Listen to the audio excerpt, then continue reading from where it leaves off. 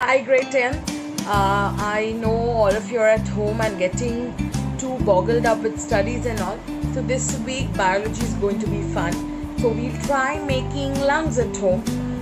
So what we will need, I will guide you one by one. So you can try this at home and you can actually experience how your lungs work during inspiration or inhalation and expiration during exhalation, which we understood last day. So check. So here's how we can make a homemade lungs. For that, I will have to guide you what you exactly need to make lungs. So basically you take a plastic bottle, you can take any PET bottle, take a thermocol cutter or a knife and just slit your bottle round as I am doing. My mom has helped me with the video because I was shooting. So now I've taken the half of the bottle, and now what I do is basically take a straw. Foldable straw is available at home.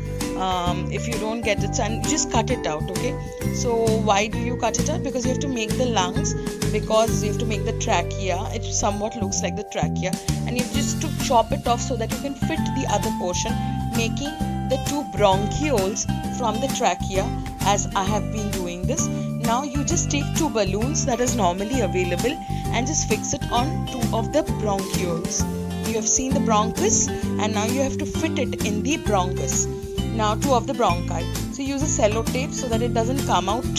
So you can easily do this and this will not come out because I am going to pump in air. So I am going to make sure this is fixed. So now I will take the bottle. Now I will take the lid of the bottle, and over there I am now going to put in this whole system in this, so that it makes me looks like a human body. And now I'm going to attach this pipe. Now you see that pipe that is forming your trachea, and you can use a glue gun to fix this up so that the straw doesn't move in and around.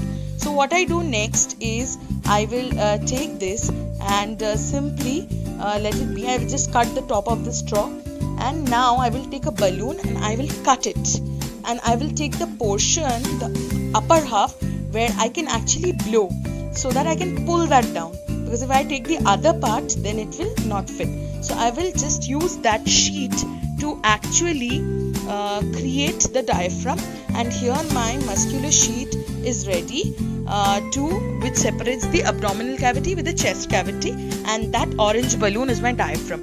Now what I will do is I'm going to pull it down. When I'm pulling it down means I'm inspiring, and you see the lungs are increasing in volume, so air is being drawn in. And when I'm releasing it, it's exhalation, so I'm releasing out and the lungs are decreasing in volume. And that's how you pump in and pump out.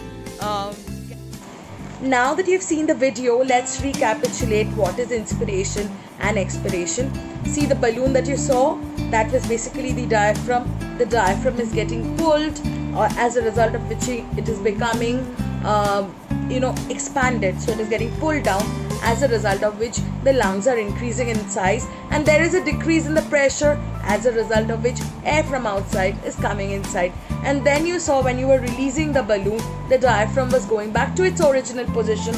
Going back means contracting, as a result of which the volume was decreasing and there was an increased pressure, so air had to be drawn out of the lungs. So this is how easily you can remember inspiration and expiration by doing this simple experiment at home with available things at home. So I hope you've enjoyed this video. If you want more such videos, do let me know.